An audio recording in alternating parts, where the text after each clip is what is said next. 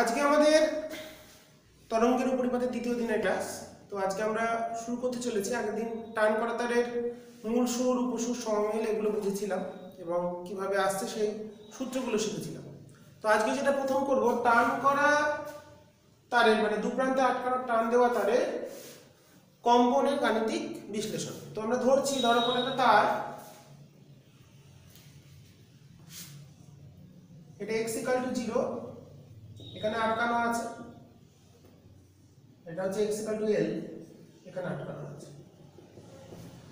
তো তারের সাথে সমকোণে কোনো একটা জায়গায় যদি একটা কম্পন তৈরি করি, তাহলে সেই ক্ষেত্রে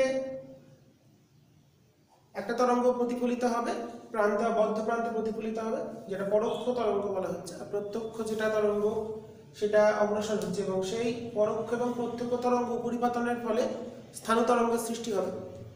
তো সেই ক্ষেত্রে আমরা ধরে নিচ্ছি যেটা প্রত্যক্ষ তরঙ্গ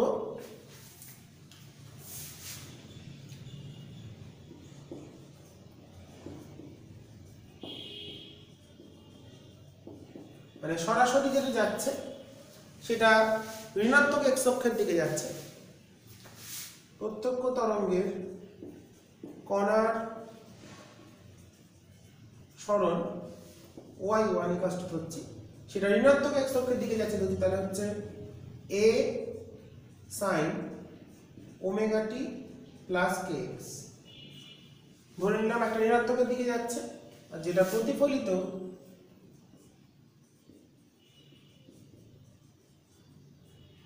যেটা পরোক্ষ প্রতিফলিত হয়ে আসছে তরঙ্গ বা তরঙ্গের কণার সরণ y রিফ্লেক্টেড, এটা হচ্ছে yi লিখলাম, যেটা ইনসিডেন্ট বা আপতিত হচ্ছে, আর একটা প্রত্যক্ষ yi, আর রিফ্লেক্ট যেটা প্রতিফলিত হয়ে আসছে yr, সেটাকে লিখলাম y small r that is reflected minus a, কারণ উল্টো দিক থেকে ফিরবে, মানে এই দিক থেকে ধরো এখানে গেল, এই দিক থেকে ফিরে যাচ্ছে উল্টো দিক থেকে, minus a sin ωt minus kx। তো এই দুটো তরঙ্গের উপরিপাতনের ফলে স্থান তরঙ্গ সৃষ্টি হচ্ছে এই এল দৈর্ঘ্যের মধ্যে।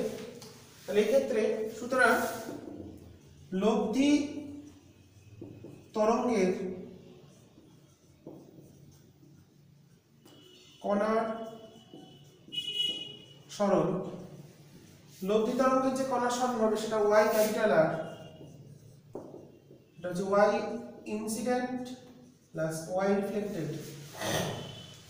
তাহলে y একটা কত আসছে, a sin ωt plus kx minus a sin ωt minus kx। ঠিক আছে, এটাকে ভাঙলে sin c plus sin d, sin a cos b plus cos a sin b, আর এটা হচ্ছে sin a cos b minus cos a sin। তাহলে minus first পার্টটাকে second পার্টে থাকবে, that is 2a cos ωt sin kx। এটাকে আমরা ধরছি লব্ধির যে কণার বিস্তার r ধরলাম, রেজাল্ট্যান্ট লব্ধিকে r দিয়ে লিখি, ar দিয়েও লিখতে পারতাম, ar দিয়ে লিখি আমাদের সুবিধা হবে, ar cos ωt। তাহলে দেখতেই পাচ্ছি লব্ধির যে সরণ সেটা হচ্ছে ar cos ωt। তো এটা আমাদের সরল দোলগতি যে সম্পন্ন হচ্ছে সরল দোলগতি সমীকরণ, এবং এটা অবশ্যই স্বাভাবিক কম্পন। এখানে যে লব্ধি তরঙ্গের যে কম্পনটা সেটাকে আমরা বলবো ন্যাচারাল ভাইব্রেশন বা স্বাভাবিক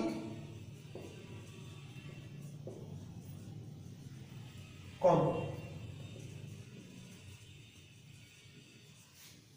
এবারে আমাদের দেখতে হবে লব্ধির যে বিস্তার, তাহলে লব্ধির বিস্তারটা কত পেলাম, লব্ধির বিস্তারটা পেলাম ar, কত পেয়েছি 2a sin kx। তো দেখো x = 0 আর x = l, এই দুটোতেই কিন্তু y টা 0, কারণ এই দুটোতে নোড তৈরি হয়। তো তো x = 0 আর x = l অবস্থানে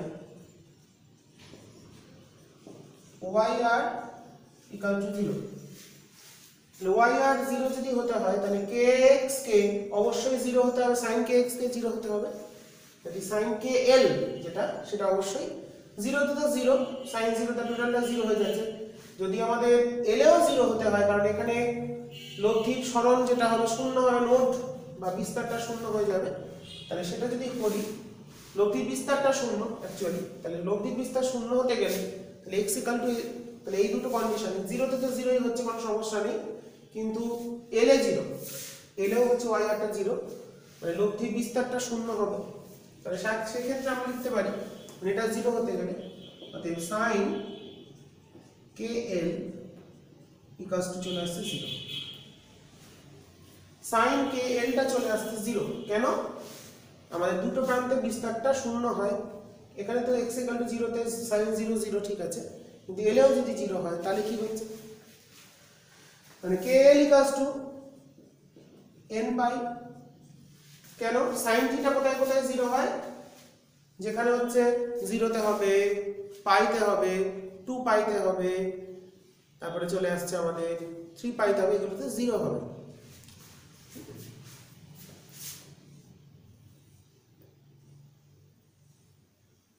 সাইন ফাংশন যদি আঁকি তাহলে 0 পাই, 2 পাই, 3 পাই, 4 পাই, প্রত্যেকটাই কিন্তু সাইন ফাংশন 0 দিয়ে সাইন ফাংশন। সাইন থিটা যদি গ্রাফ বলি তাহলে সেক্ষেত্রে সাইন থিটা সমান যদি 0 হয় তাহলে থিটা হচ্ছে কত, 0 পাই, 1 পাই, 2 পাই, 3 পাই, 4 পাই, দ্যাট ইজ n পাই। তার জন্য kl টা n পাই, তাই k কে যদি কি 2 pi by lambda n into l সমান হচ্ছে n পাই। তাহলে এখান থেকে ল্যাম্বডার ভ্যালুটা চলে এলো nth ল্যাম্বডাটা ভ্যারিয়েবল, তাই কি ল্যাম্বডা n লিখেছি, তাহলে পাই কেটে গিয়ে চলে আসছে কত, n by 12 by n, 12 by n। এটা হলো ল্যাম্বডার ভ্যালু, ল্যাম্বডার ভ্যালুটা আমরা পেয়ে গেলাম 12 বাই n। সুতরাং আমাদের কম্পাঙ্ক যেটা হবে, মুছে দিলাম, তাহলে কম্পাঙ্ক যেটা পেলাম, অর্থাৎ কম্পাঙ্ক তির্যক কম্পনের কম্পাঙ্ক যেটা হচ্ছে টান করা তারে কম্পাঙ্ক চলে আসছে হচ্ছে n = v by lambda n। তাহলে ল্যাম্বডার মানটা বসিয়ে দিলে আসছে দেখো n by 12 √t by n, v এর মানটা বসিয়ে দিলাম। তো n এর মান শুরু হবে এখানে যে n, n টাকে আমরা n একটা কিছু অন্য কিছু ধরি, m ধরি, তাহলে গন্ডগোল হবে, তোমরা গুলিয়ে ফেলবে, m ধরলাম, এটা mth, তোমরা ভুলে ফেলবে, দুটো n এক নয় কিন্তু, এটা n তম, এটা হচ্ছে n টা হলো কম্পাঙ্ক। তাহলে m এর মানটা শুরু হচ্ছে, মানে m এই দুটোকে আমরা এক করে রাখলাম, ঠিক আছে, m ড্যাশ হচ্ছে ভ্যালুটা, m ড্যাশের ভ্যালুটা শুরু হচ্ছে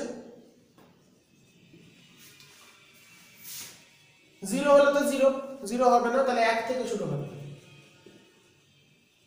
মূল সুরের ক্ষেত্রে তাহলে কত হচ্ছে, তাহলে অতএব মূল সুর চলে আসছে, মূল সুরের কম্পাঙ্ক তাহলে কত চলে এলো 1/12 √t বাই m। প্রথম উপসুর, এইভাবে প্রত্যেকটা উপসুর এবং সমমেলগুলো আমরা পেয়ে যেতে পারি, ঠিক আছে। তো এইভাবে আমরা টান করা তারের ক্ষেত্রে গাণিতিক বিশ্লেষণের সাহায্যে কিভাবে মূল সুর এবং অন্যান্য উপসুরগুলো পাওয়া যায়, কম্পাঙ্কগুলো, এবং তার ক্ষেত্রে আপতিত বা প্রত্যক্ষ আর যারা প্রতিফলিত তারা পরস্পর মিশে গিয়ে কিভাবে স্থানতরঙ্গ সৃষ্টি করলো সেটা দেখে নিলাম। এবং তার ক্ষেত্রে কম্পাঙ্কের একটা সাধারণ সূত্র হচ্ছে m ড্যাশ, এর ভ্যালুটা 1 থেকে শুরু, 0 হবে না, কারণ 0 হয়ে গেলে ওটা m যদি 0 হয়ে যায় তাহলে কিন্তু আমাদের কম্পাঙ্কটা 0 হয়ে যাচ্ছে, 0 কম্পাঙ্ক বলে কিছু হবে না। তো তার জন্য আমরা মূল সুরের কম্পাঙ্ক প্রথম উপসুর দ্বিতীয় উপসুর এইভাবে পেতে পারি। এরপরে যেটা দেখবো টান করা তারের ক্ষেত্রে তির্যক আর অনুদৈর্ঘ্য কম্পনের বেগের তুলনা। এটা তোমাদের একবার করিয়েছি, তাও একবার বলে দিচ্ছি। তারের দুপ্রান্তে আটকানো টান দেওয়া তারের তির্যক ও অনুদৈর্ঘ্য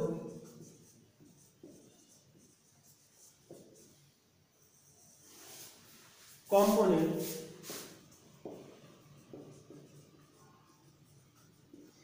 বেগের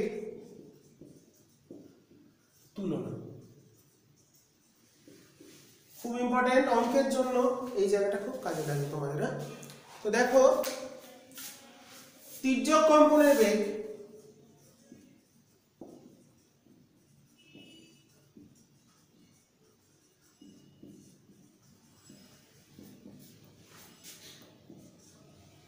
v1 বললাম, সেটা হচ্ছে √T/m। v ট্রান্সভার্স তির্যক তরঙ্গের বেগকে আমি v1 লিখলাম, আর অনুদৈর্ঘ্য কম্পনের বেগ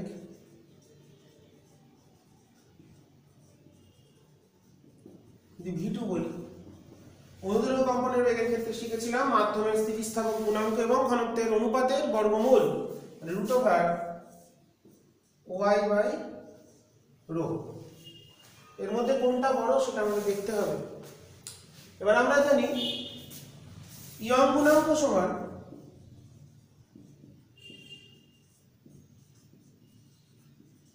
y সমান আমরা জানি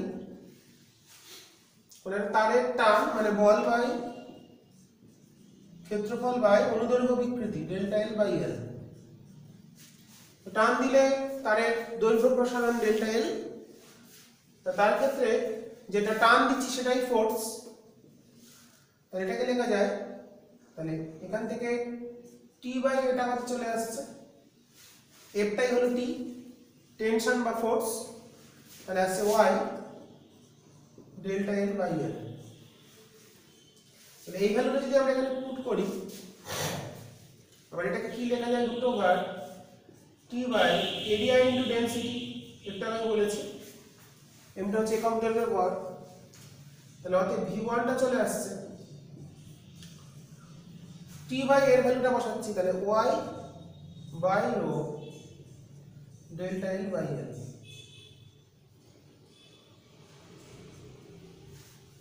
তার মানে আমাদের এটা চলে এলো √y/ρ ইন্টু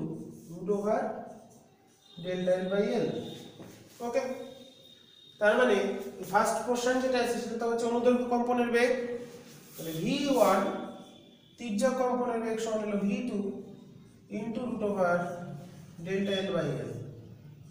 বুঝতেই পারছি ΔL/L টা যেহেতু ΔL/L much less than 1, অতএব v1 much less than v2। তির্যক কম্পনের বেগ অনুদৈর্ঘ্য কম্পনের বেগের তুলনায় বহু গুণ কম। তির্যক কম্পনের বেগটা এই সম্পর্ক দিয়ে আমাদের গাণিতিক বিশ্লেষণের ক্ষেত্রে কাজে লাগবে, অঙ্কের ক্ষেত্রে খুব কাজে লাগবে। সূত্রটা কিন্তু ভালো করে তোমরা প্র্যাকটিস করবে। এর পরবর্তী আমাদের দ্বিতীয় যে স্থানতরঙ্গের টান করা তারের বিষয়গুলো বুঝলাম। এরপর আমরা যেটা পড়বো সেটা হচ্ছে বায়ুস্তম্ভের কম্পন। বায়ুস্তম্ভের মধ্যে যেমন ধরো অর্গান, নল, বাঁশি, শাঁখ, এগুলোর ভেতরে কিভাবে বিভিন্ন সুর উৎপন্ন হয়, নির্দিষ্ট সুর বা শব্দ উৎপন্ন হচ্ছে নির্দিষ্ট কম্পাঙ্কযুক্ত, সেগুলো আমরা দেখবো এবং দেখবো এখানে দু রকম বায়ুস্তম্ভ করবো। তো বায়ুস্তম্ভটা কিছুই নয়, প্রকৃতপক্ষে একটা সীমিত একটা বায়ুমাধ্যম, নির্দিষ্ট দৈর্ঘ্য বিশিষ্ট একটা বায়ুমাধ্যম। তার মুখে যদি আমরা ফু দিই বা কোনো একটা কম্পমান সুরশলাকা ধরি, সেখানে একটা তীর অনুদৈর্ঘ্য চলতরঙ্গ ওই বায়ুস্তম্ভের বা বায়ুনলের গা দিয়ে নিচের দিকে যায়, গিয়ে প্রতিফলিত হয়ে আসে। প্রতিফলিত হয়ে এসে তারা কি করে, একটার সঙ্গে একটা উপরিপাতিত হয়। উপরিপাতনের ফলে যে তরঙ্গটা সৃষ্টি হচ্ছে সেটাকে আমরা বলছি স্থানতরঙ্গ, এবং সেটা অনুদৈর্ঘ্য স্থানতরঙ্গ। তাহলে কারণ এখানে অনুদৈর্ঘ্য চলতরঙ্গটা আমরা পাঠাচ্ছি ফু দিলে বা কোনো একটা কম্পমান সুরশলাকা বা কোনো একটা শব্দের উৎসকে ধরা হয়, মেনলি সুরশলাকা দিয়ে করা হয়। তো এরপর আমাদের যে টপিক সেটা খুবই গুরুত্বপূর্ণ এবং ইন্টারেস্টিং, ছবিগুলো ভালো করে আঁকবে তোমরা। নেক্সট আমাদের টপিক তাহলে বায়ুস্তম্ভের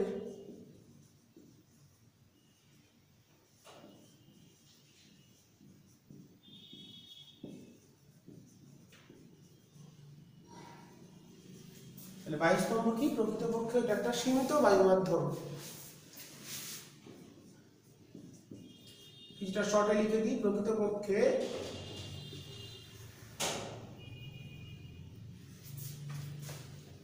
এটি একটি সীমিত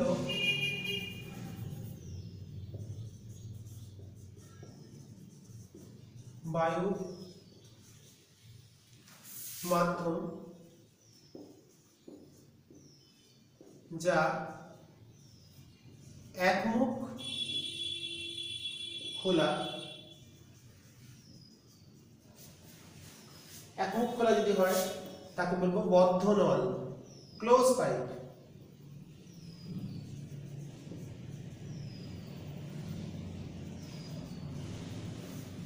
এবং দুই মুখ খোলা,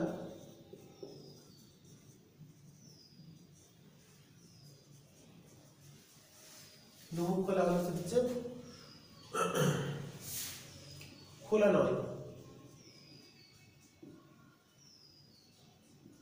দুমুখ বন্ধ করতে তো পারবো না, তাহলে ফু দেওয়ার জায়গা থাকবে না, দুমুখ বন্ধ করা যাবে না। এক মুখ খোলা হতে পারে, দুমুখ খোলা হতে পারে, যা মাধ্যম যা এক মুখ খোলা এবং দুমুখ খোলা হয়ে থাকে। খোলা প্রান্তে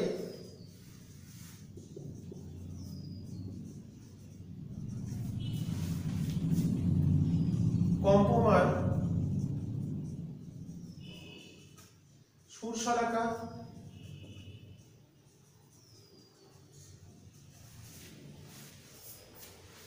ধরা হলে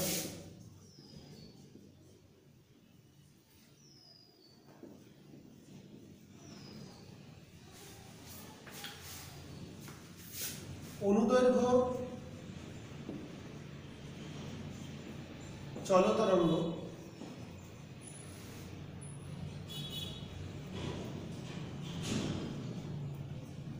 নলের মধ্যে দিয়ে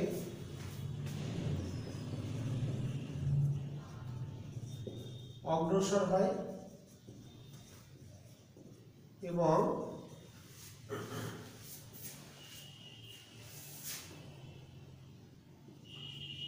প্রতিফলিত হয়ে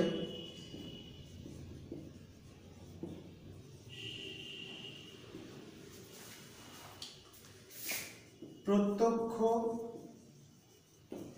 তরঙ্গের সাথে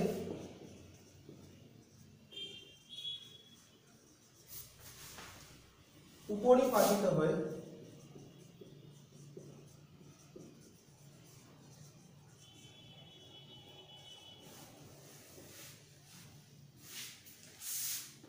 অনুদৈর্ঘ্য স্থানতরঙ্গ, অনুদৈর্ঘ্য স্থানতরঙ্গ সৃষ্টি করে। তাহলে বদ্ধ নল বা খোলা নলের ক্ষেত্রে দুমুখ বন্ধ বা একমুখ বন্ধ যদি হয় সেখানে অনুদৈর্ঘ্য স্থানতরঙ্গ সৃষ্টি করছে এবং তার বিভিন্ন নোড অ্যান্টিনোডের উপর ভিত্তি করে মূল সুর উপসুর সমবেত সেগুলো আমরা পাবো। এবং দেখা যায় খোলা নলের মূল সুরের যে কম্পাঙ্ক সেটা বদ্ধ নলের মূল সুরের কম্পাঙ্কের দ্বিগুণ হয় এবং খোলা নলের যে সুরটা উৎপন্ন হচ্ছে স্বর বা সুরের সমষ্টি সেটা কিন্তু অনেক শ্রুতি মধুর হয় বদ্ধ নল অপেক্ষা। তো আমরা প্রথমে চলে আসি বদ্ধ নলের ক্ষেত্রে কি হয় সেটা আমরা দেখব। তো আমরা ঠিক করে লিখে নেবে। প্রথম চলে আসছি বদ্ধ নল। বদ্ধ নলে কম্পন,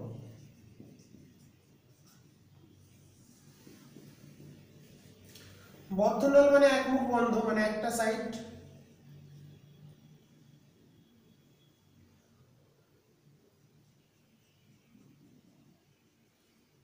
বন্ধ করা থাকে। তাহলে বদ্ধ প্রান্তে সর্বদা নোড উৎপন্ন হয়। তাহলে এখানে নোড, আর ওপেনে সবসময় অ্যান্টি নোড, যেখানে ফু দিচ্ছি সেখানে বিস্তার সব থেকে বেশি হয়।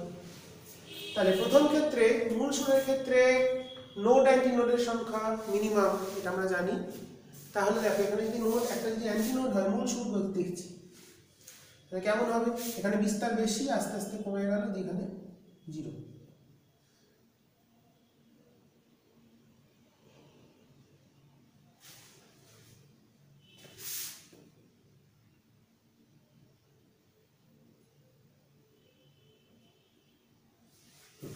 মোটামুটি একটা হলো।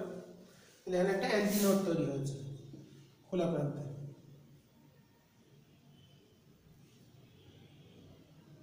বদ্ধ প্রান্তে নোড, খোলা প্রান্তে অ্যান্টি নোড, এটা মূল সুর।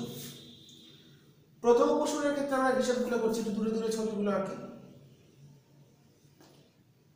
প্রথম উপসুরের ক্ষেত্রে নোড অ্যান্টি নোড সংখ্যা বাড়বে, নল বেঁকে যাচ্ছে, বেঁকা নল হয়ে যাচ্ছে, যা হচ্ছে হচ্ছে।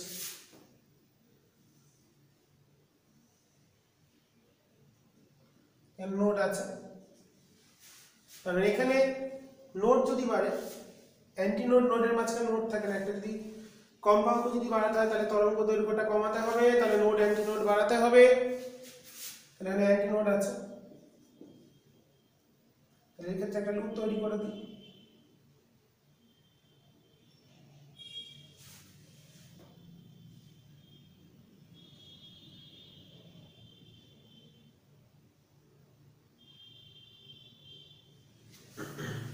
ঠিক আছে, তাহলে এখানে একটা নোড চলে এলো, তার মানে এখানে একটা অ্যান্টি নোড চলে আসবে। দুটো মিলে একটা লুপ হয়, লুপের মাঝখানে একটা অ্যান্টি নোড থাকে।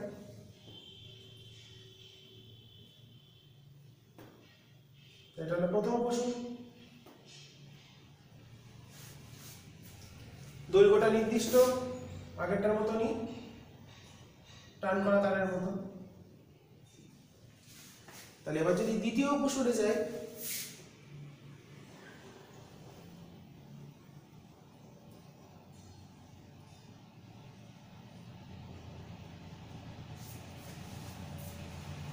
দ্বিতীয় উপসুরের ক্ষেত্রে নোড অ্যান্টি নোড, ছবিটা আসছে তো?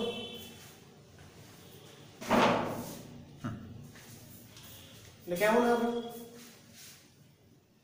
বেঁকে বেঁকে যাচ্ছে, দুটো লুপ।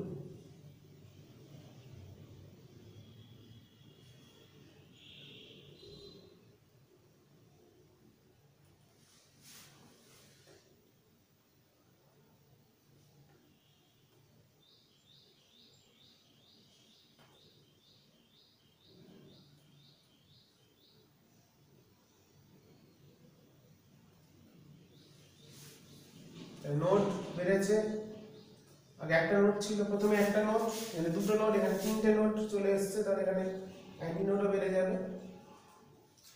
তো এই হলো আমাদের কোলেনলের ক্ষেত্রে। আমি আর আঁকছি না, আঁকতে পারবো না, স্পাইরো গাড়ার মতন হয়ে যাচ্ছে, সিঁড়ির মতো, বালি করি।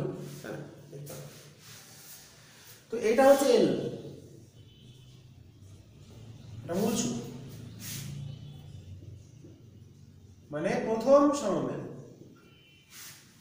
এটা প্রথম উপসুর।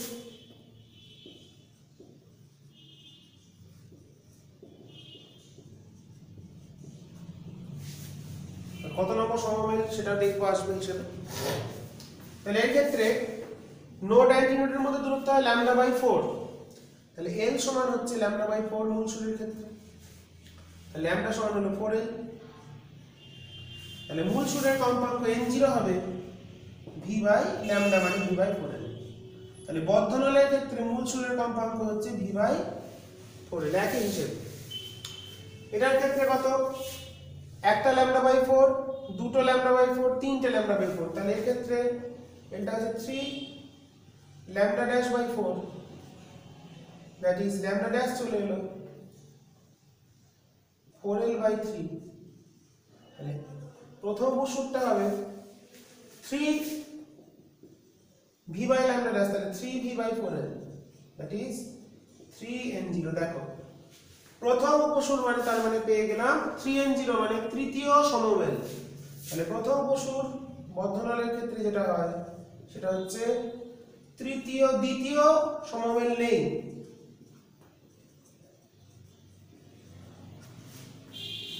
ওকে। আবার এটা হচ্ছে দ্বিতীয় উপসূর,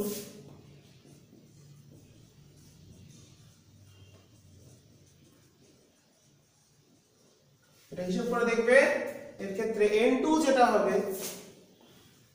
সেটা হবে 5n0। তোমরা এটা করবে, একটা দুটো তিনটে চারটে পাঁচটা, মানে 5 lambda by 4 হবে।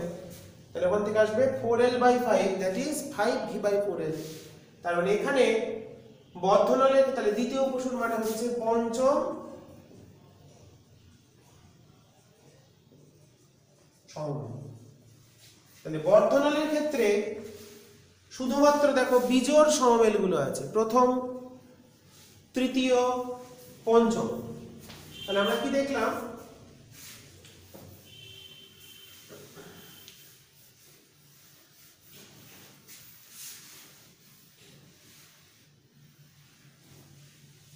তাহলে বদ্ধনলের ক্ষেত্রে সুতরাং বদ্ধ নলের বায়ুস্তম্ভের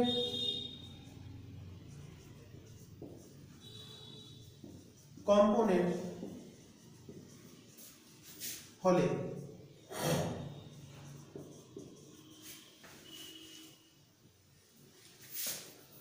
সৃষ্ট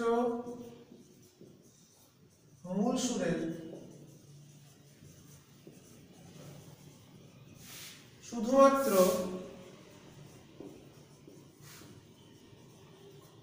বিজোড় সমমেলগুলি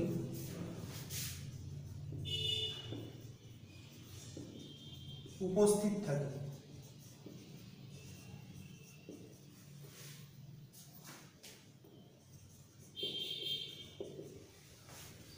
বিজোড় সমমেলগুলোই উপস্থিত থাকবে, জোড়গুলো থাকবে না। তার মানে যদি বলি তাহলে দেখো মূল সুর বা শূন্যতম উপসুর বা প্রথম সমমেল v/4l, প্রথম উপসুর মানে তৃতীয়, দ্বিতীয় মানে পঞ্চম, মানে বিজোড়গুলো। অতএব p-তম উপসুরের কম্পাঙ্ক np, তাহলে কত হবে, বিজোড় মানে 2p + 1 n0, মানে 2p + 1 কম্পাঙ্ক মানে p-তম উপসূর মানে কত, এটা মানে হচ্ছে 2p + 1তম সমমেল। ঠিক আছে, 2p + 1তম সমমেলটাই ওখানে সৃষ্টি হচ্ছে। বিজোড় সমমেলগুলো থাকবে, জোড় সমমেলগুলো কিন্তু অ্যাবসেন্ট থাকবে বা সৃষ্টি হবে না। আচ্ছা, এইগুলো বদ্ধনল পরীক্ষায় আসে, দেখা হচ্ছে বিজোড় সমমেলগুলো উপস্থিত থাকে, ছবি এঁকে বলতে হবে। তাহলে এর ক্ষেত্রে মূল সুর হলো v/4l। এরপর চলে আসি আমরা খোলা নলের ক্ষেত্রে কি হয়, ওপেন পাইপ।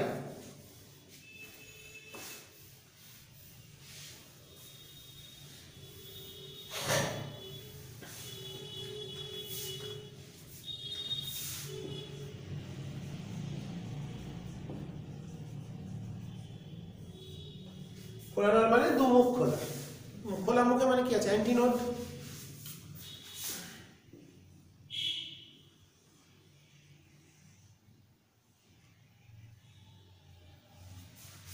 তিনটে এঁকে নিই।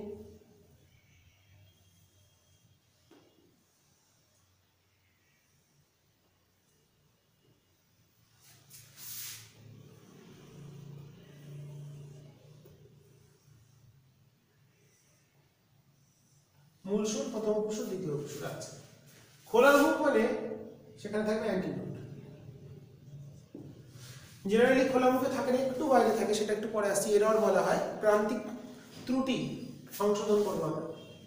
অ্যান্টিনোডের ক্ষেত্রে তাহলে দুটো অ্যান্টিনোড আছে, মানে মিডিলে একটা নোড আছে। ছবিটা কেমন হবে?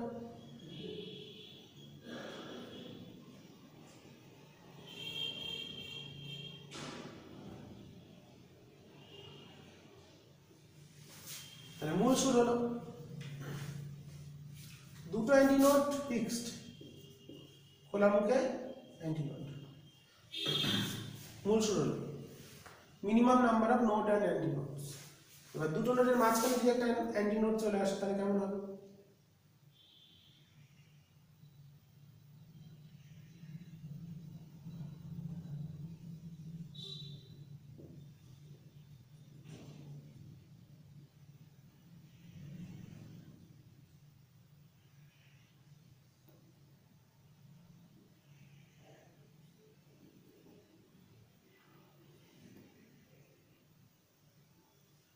এখানে একটা অ্যান্টিনোড চলে এসেছে, মানে এখানে নোড, তাহলে নোড অ্যান্টিনোড একটা করে বাড়িয়ে দিলাম, তার মানে আমাদের প্রথম বসুর হলো।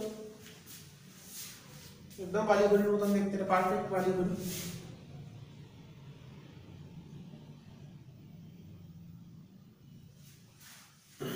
এবার দ্বিতীয় বসুরের ক্ষেত্রে আবার বাড়াতে হবে, একটা অ্যান্টিনোড আছে, অ্যান্টিনোড লুপ একটা বাড়বে।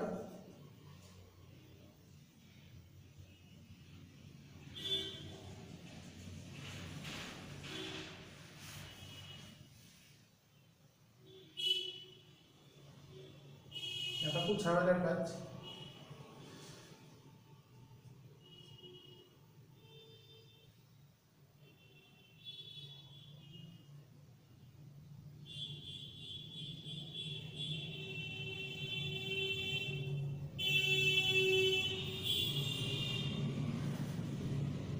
অ্যান্টিনোড একটা বাড়িয়ে দিলাম, নোডও দেখা একটা বেড়ে গেছে।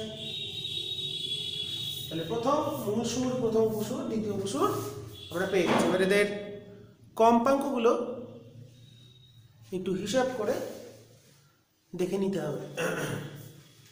এটা তো এল ফিক্সড লেন্থ। প্রথম ক্ষেত্রে দুটো অ্যান্টিনোড এর দূরত্ব হচ্ছে λ/2, একদম টান করা তার। আচ্ছা, মূল সুর, মূল সুরের ক্ষেত্রে এটা এটা প্রথম বসুর,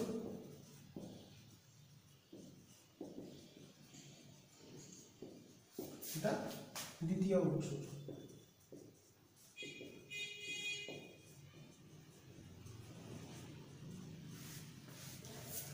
মূল সুরের ক্ষেত্রে তাহলে এল কত আসছে? এই গ্যাপটা হচ্ছে λ/2, ল্যামডা চলে এলো হচ্ছে 12, তাহলে মূল সুরের কম্পাঙ্ক হলো v/12। তার মানে কোলানলের ক্ষেত্রে মূল সুরের কম্পাঙ্ক হলো v/12, তার মানে ওখানে বদ্ধনলে ছিল কত? v/4l। তার মানে কোলানলের মূল সুরের কম্পাঙ্ক সমদৈর্ঘ্যের একটি বদ্ধনলের মূল সুরের কম্পাঙ্কের দ্বিগুণ হয়। এই কথাটা লিখে দিচ্ছি, এটাকে বলে অষ্টক বা অক্টেভ।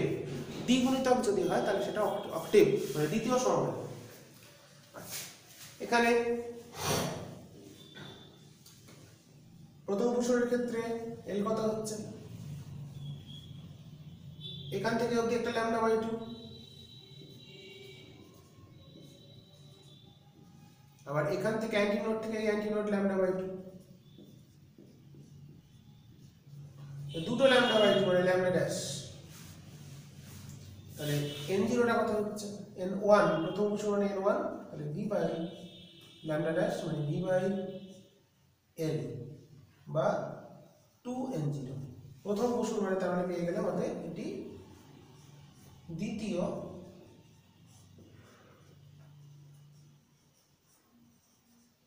সমবেত। ঠিক আছে, এরপর চলে আসি দ্বিতীয় বসুর। অ্যান্টিনোড থেকে অ্যান্টিনোড একটা, এটা λ/2, অ্যান্টিনোড থেকে অ্যান্টিনোড এটা λ'/2, ডবল ড্যাশ/2, ল্যামডা গুলো চেঞ্জ হচ্ছে, একটা অ্যান্টিনোড λ'/2, তিনটে λ/2, দ্যাট ইজ 3 λ'/2। তাহলে ল্যামডা ড্যাশ চলে এলো 12/3। তাহলে দ্বিতীয় উপসূরের কম্পাঙ্ক হবে n2 সমান হবে 3v/12, দ্যাট ইজ 3ng। তাহলে দ্বিতীয় উপসূর মানে তৃতীয়, অতএব এটি তৃতীয় সমমেল। তার মানে এখানে খোলা নলের ক্ষেত্রে জোড় বিজোড় সব রকম সমমেলই উপস্থিত আছে। সুতরাং খোলা নলের ক্ষেত্রে মূল সুর এবং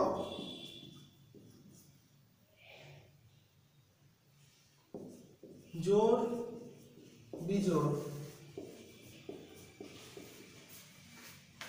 সকল সমমেল উপস্থিত থাকে।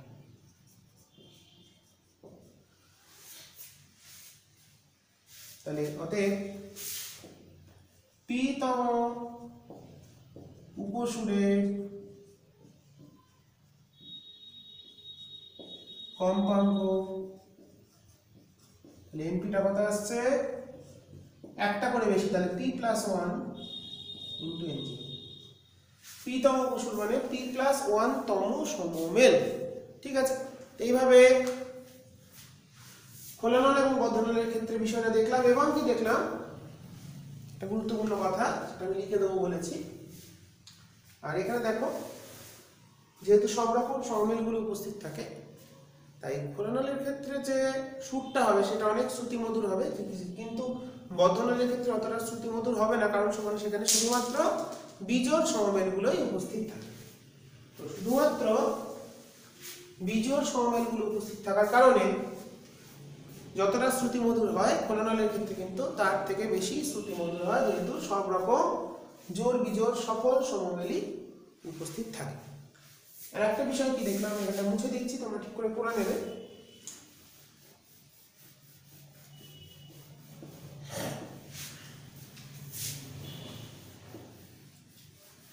তাহলে আমরা যা যা শিখে নিলাম, তোরা খোলা নলে উৎপন্ন সুরগুলির কম্পাঙ্কের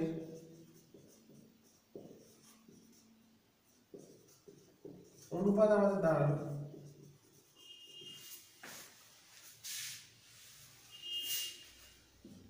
n0, 2n0, 3n0, that is 1:2:3:4 চলতে থাকে।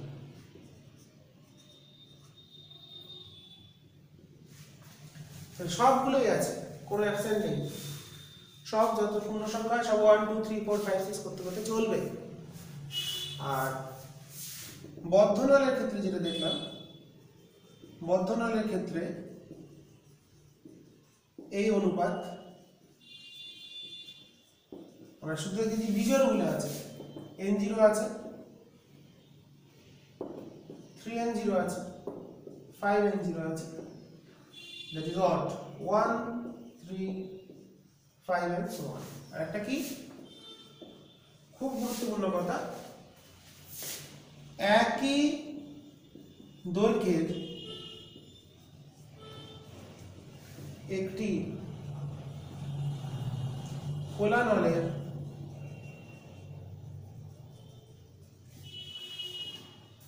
মূল সুরের কম্পাঙ্ক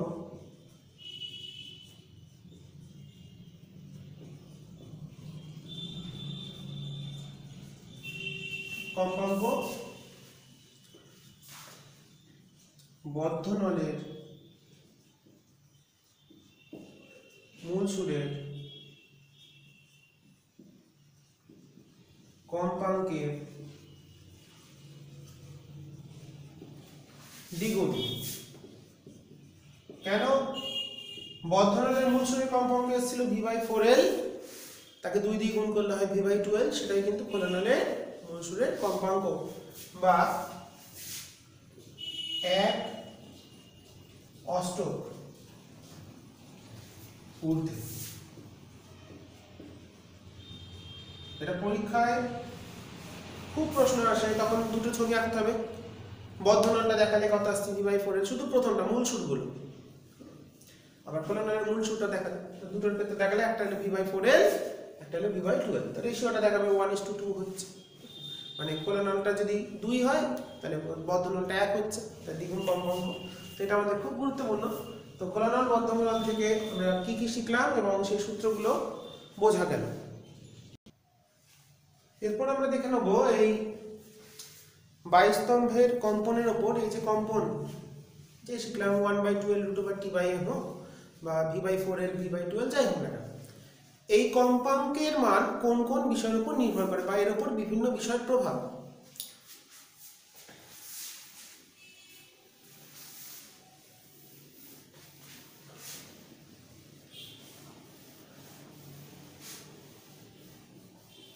বায়ু স্তম্ভের নেক্সট টপিক, বায়ু স্তম্ভের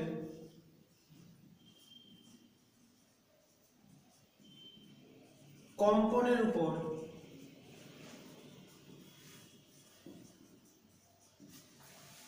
বিভিন্ন বিষয়ের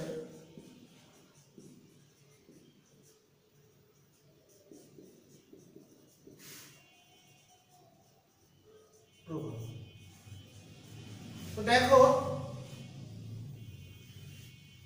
আমরা সূত্র পেয়েছি বদ্ধনল হোক বা খোলানল হোক। তো আমরা যেমন একটা ধরি, খোলানলের ক্ষেত্রে পেয়েছি, দুটোই লিখে রাখি। খোলানলের ক্ষেত্রে পেয়েছি v/12, মূল সূত্রটাই লিখছি শুধু, বাকিগুলো তো এরই গুণিতক, এটা পাল্টালে অন্যগুলোও পাল্টে যাবে। আর বদ্ধনলের ক্ষেত্রে পেয়েছি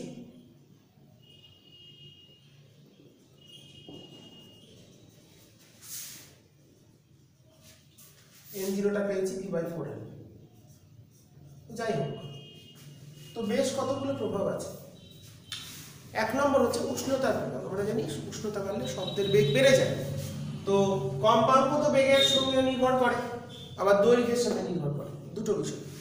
এছাড়াও একটা বিষয়, শব্দের বেগ কোন কোন বিষয়, উষ্ণতা, আর্দ্রতা। তো 1 নম্বর উষ্ণতার প্রভাব। উষ্ণতার প্রভাবে দেখেছি কোন মাধ্যমে শব্দের বেগ, কোন মাধ্যমে তরঙ্গের বেগ v প্রপোর্শনাল টু √t বা সেলসিয়াস স্কেলে v2 = v0 1 + t/273 whole to the power half.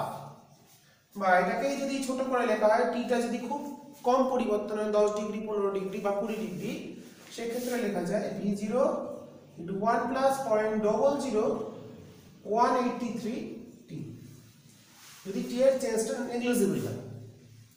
তাহলে দেখো, যেহেতু উষ্ণতা বাড়লে শব্দের বেগ বাড়ে, তাহলে যাই হোক, যেহেতু উষ্ণতা বৃদ্ধিতে v বৃদ্ধি পায়, v যদি বৃদ্ধি পায়, v বলে তাহলে কম্পাঙ্ক বৃদ্ধি পায়। সুতরাং n0 এর মানও বৃদ্ধি পাবে। তো আমরা যদি এটাকে লিখি, উষ্ণতা পরিবর্তনের সাথে vt কত পেয়েছি, v0 1 + 0.00183 t। এটাকে যদি 12 দিয়ে দুই দিকে ভাগ করে দিই, তাহলে এটাকে আমরা লিখতে পারি nt, t উষ্ণতায় কম্পাঙ্ক nt, v0/12 মানে 0 ডিগ্রি উষ্ণতায় কম্পাঙ্ক n0, 1 + 0.00183 t। তাহলে এটাই কিন্তু উষ্ণতার পরিবর্তন কম হলে কম্পাঙ্ক কি করে উষ্ণতার সাথে বৃদ্ধি পাবে, সেটা এই সূত্রের সাহায্যে বের পাচ্ছি। তার মানে সোজা কথা কি, উষ্ণতা স্থির না থাকলে বৃদ্ধি পেলে কম্পাঙ্ক বাড়বে, উষ্ণতা কমলে কম্পাঙ্ক কমবে, কারণ ভিটা চেঞ্জ হচ্ছে। এছাড়া কি পেয়েছি, 2 নম্বর আর্দ্রতার প্রভাব।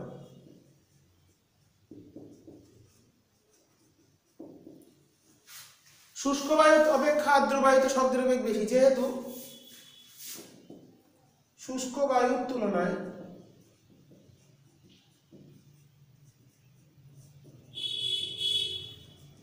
আর্দ্র বায়ুতে শব্দের বেগ বেশি, বেগ যদি বাড়ে আর্দ্র বায়ুতে বেগ বেশি, সুতরাং আর্দ্র বায়ুতে কম্পাঙ্ক বেশি হবে। তাহলে বেগ বাড়লে কম্পাঙ্ক বাড়ে, তাই শুষ্ক বায়ু অপেক্ষা আর্দ্র বায়ুতে শব্দের বেগ বেশি। তার ফলে অবশ্যই এক্ষেত্রে আর্দ্র বায়ুতে কিন্তু কম্পাঙ্কের মানও বেশি হবে। এবার চলে আসি, বেগটা নয় হলো, এবার এল। তো কার্যকর দৈর্ঘ্য যদি পরিবর্তন হয়, এলটাকে বলা হচ্ছে কার্যকর দৈর্ঘ্য। সেই ক্ষেত্রে কিন্তু অবশ্যই উষ্ণতা স্থির থাকলে দেখা যায় দৈর্ঘ্যের সাথে দৈর্ঘ্য যত বাড়ছে কম্পাঙ্ক তত কমছে। যদি বদ্ধ প্রান্তের দূরত্বটা বেড়ে যায়, নলের দৈর্ঘ্য বেড়ে যায়, বায়ুস্তম্ভের দৈর্ঘ্য বাড়ে, তাহলে সেই ক্ষেত্রে কম্পাঙ্ক কমে যায়। তো সেবার আমরা যদি সেটাকে কাজে লাগাই, তো সেটা একটা গুরুত্বপূর্ণ বিষয় হলো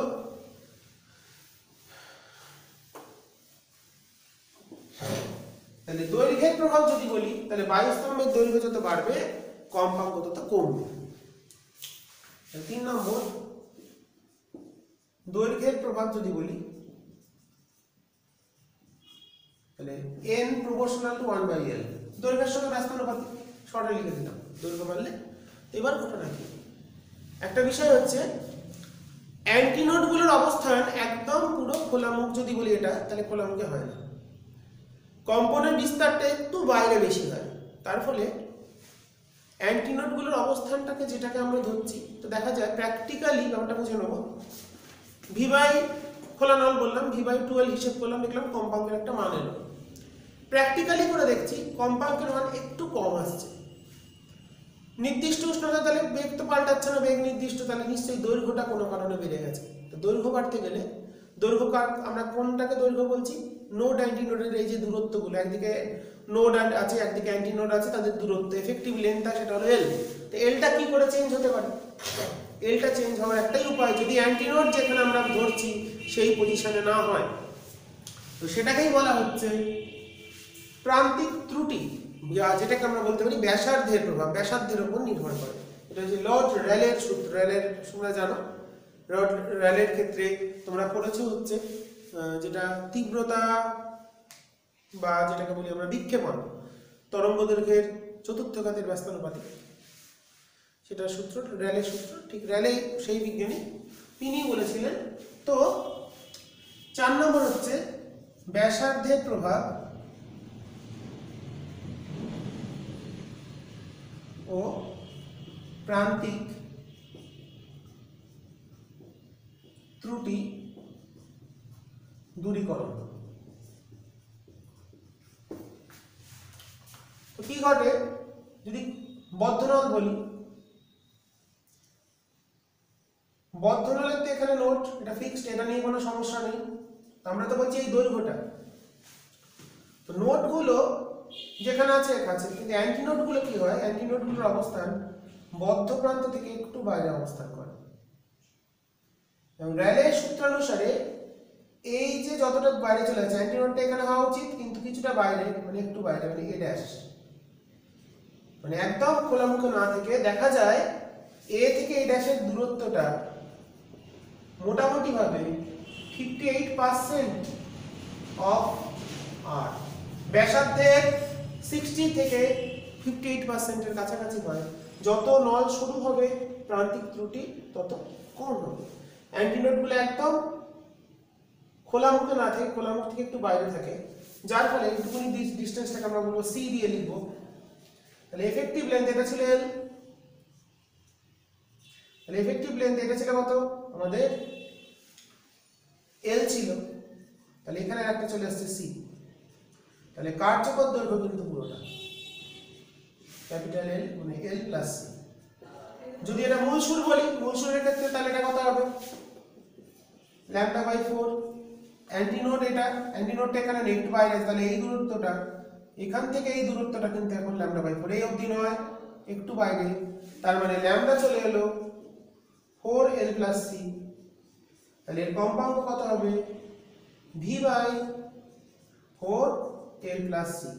সি এর মানটা কত বলে দিয়েছি, 0.5 0.58R বা 0.6R র্যালের সূত্রানুসারে। এটা হচ্ছে বদ্ধ নলের ক্ষেত্রে। তাহলে প্রান্তিক ত্রুটি সংশোধন করে সূত্র দাঁড়ালো, ওটা ছিল 4L, তাহলে এখন হবে V/4L + C। খোলা নলের ক্ষেত্রে কি হচ্ছে, তাহলে ব্যাসার্ধ দেখতে পাচ্ছি, তাহলে ব্যাসার্ধ যত বাড়বে, ব্যাসার্ধ বাড়লে অ্যান্টিনোডটা আরো বাইরে হবে, যার ফলে কম্পাঙ্ক কমবে। তাহলে ব্যাসার্ধ বাড়লে কার্যকর দৈর্ঘ্য বেড়ে যাবে, এটাকে বলছি কার্যকর এফেক্টিভ লেন্থ। ওকে, এবার যদি খোলা নলের ক্ষেত্রে দেখি, খোলা নলের ক্ষেত্রে তো দু প্রান্তে দুখানা অ্যান্টিনোড আছে, তাহলে অ্যান্টিনোড গুলো একটু বাইরে চলে আসছে, এদিকে একটা এদিকে একটা, সেই ক্ষেত্রে কেমন হচ্ছে,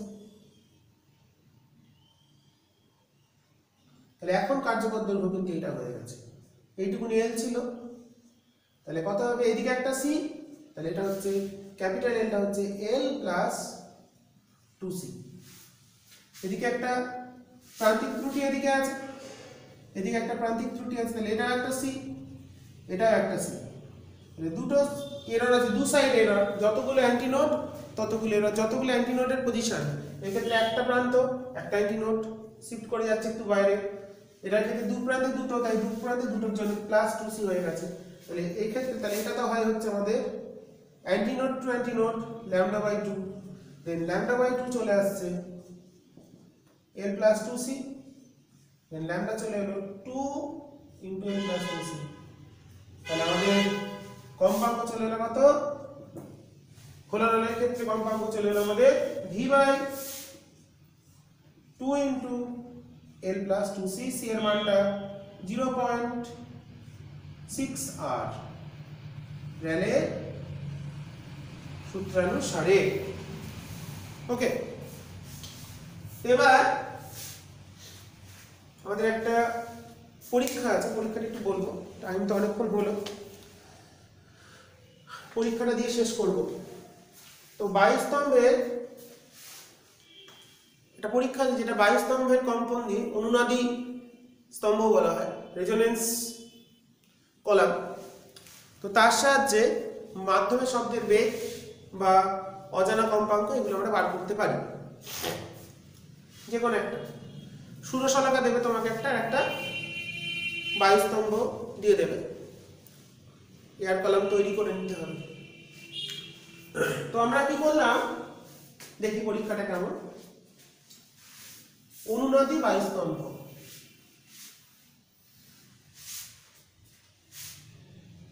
অনুনাদি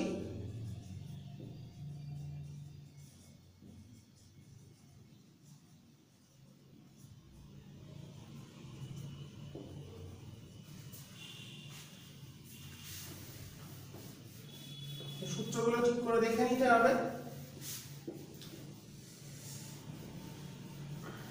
অনেক অনেক সূত্র বুঝতেই পারছো। তো এটা এয়ার কলাম আছে, এটা অঙ্কর জন্য শিখিয়ে দিচ্ছি। তো এর মধ্যে আমরা কি করলাম, কিছুটা দৈর্ঘ্যটা জানি, এখানে কিছুটা জল ভরে রাখলাম,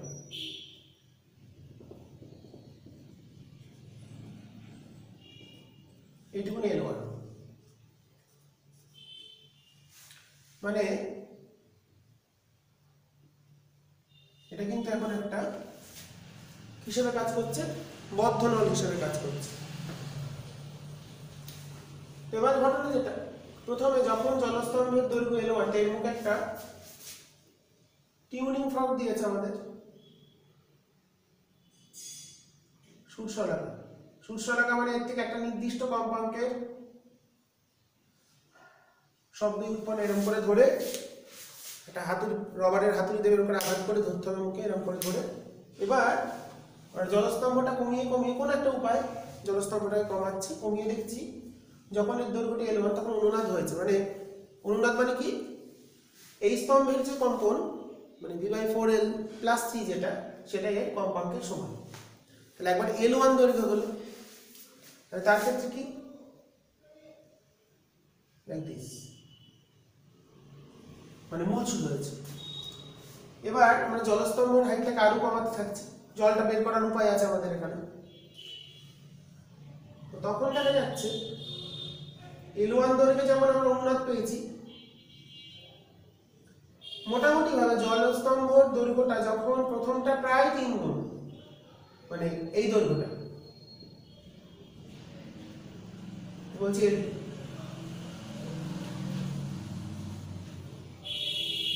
সেখানে গিয়ে আবার একবার অনুনাদ হচ্ছে, মানে এর যে কম্পাঙ্ক তার সঙ্গে ম্যাচ করেছে, শুরু সরকার কম্পাঙ্ক বললাম n। এবার L1 দৈর্ঘ্যে একবার অনুনাদ তৈরি করা হলো, মানে L1 দৈর্ঘ্যের যে মূল সুরের যে কম্পাঙ্ক সেটা n এর সমান। এবার L2 তে গিয়ে ম্যাচ করেছে, মানে মূল সুরের পর আসে তৃতীয় সমমেল, মানে প্রথম উপসুর, তার ক্ষেত্রে আবার ম্যাচ করতে, তাহলে কেমন হবে?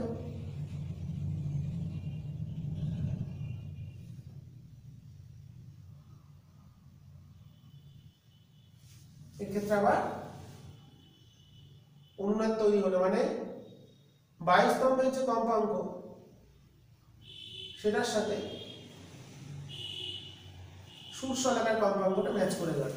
আমাদের এখানে বার করতে হবে শব্দের বেগ কত। এনটা বলে দিলে, যদি এন এর মানটা বলে দেওয়া থাকে, দুটো হতে পারে, এন এর মান বলা থাকলো না, বেগ বলা থাকলো, আবার এন এর মান বলা থাকলো, বেগ বলা থাকলো না, আমরা বেগটাই বার করি। তো দেখো বেগের মানটা কত, এটা হচ্ছে বদ্ধনালে, এটা মূল সুর, এটা হচ্ছে তৃতীয় সমমেল,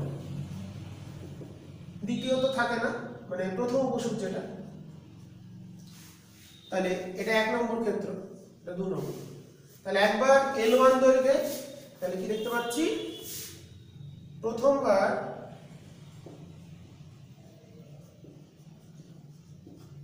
L1 দৈর্ঘ্যে ও দ্বিতীয়বার, মানে 22 স্তম্ভ, মানে ফাঁকা অংশটা L1, দ্বিতীয় ক্ষেত্রে ফাঁকা অংশটা L2, ও দ্বিতীয় ক্ষেত্রে দ্বিতীয়বার L2 দৈর্ঘ্যে অনুনাদ সৃষ্টি হলো। অনুনাদ বা সমসুর, মানে বিস্তারের কম্পনের বিস্তারটা অনেক বেড়ে যাবে, জোরে শুনতে পাবো আওয়াজ, মানে জোরালো আওয়াজ, নেট যে কম্পন সেটা জোরে একটা জোরে আওয়াজ সৃষ্টি হলো। তাহলে এটা মূল সুর একবার অনুনাদ হয়েছে, তৃতীয় সমমেলে হয়েছে, এর লেন্থটা চেঞ্জ হচ্ছে, তাহলে এনটা ফিক্সড। তাহলে এন সমান প্রথম 1 নম্বর ক্ষেত্রে v/4 l + c, সিটা হলো প্রান্তিক ত্রুটি, আর দ্বিতীয় থেকে আমরা পাচ্ছি n সমান 3v/4, এটা L1 ছিল, L2 + c, এটা 1 নম্বর, এটা 2 নম্বর। এই দুটো সমীকরণ যদি আমরা সমাধান করি, তাহলে নিশ্চয়ই আমরা এখান থেকে v এর মানটা পেতে পারি। তাহলে সেটা কত আসবে? তাহলে এখান থেকে from 1 আমরা পাচ্ছি L1 + c পাচ্ছি v/4n, আর from 2 পাচ্ছি L2 + c পাচ্ছি 3v/4n। ওকে, তাহলে ওতে 3v/4n - v/4n, v/4n মানে হচ্ছে 1, ঠিকই আছে। 3v/4n - v/4n যদি করি, এটা থেকে এটাকে বিয়োগ করি, তাহলে আসছে L2 - L1, L2 - L1, সিটা কেটে যাচ্ছে। তাহলে দেখো, আর এখান থেকে 2v/4n চলে এসছে L2 - L1, তাহলে vটা চলে এলো 2n × L2 - L1। তাহলে এইভাবে আমরা nটা যদি বলা থাকে তাহলে v বার করতে পারবো, আর v বলা থাকলে n বার করতে পারবো। c বার করার উপায় কি?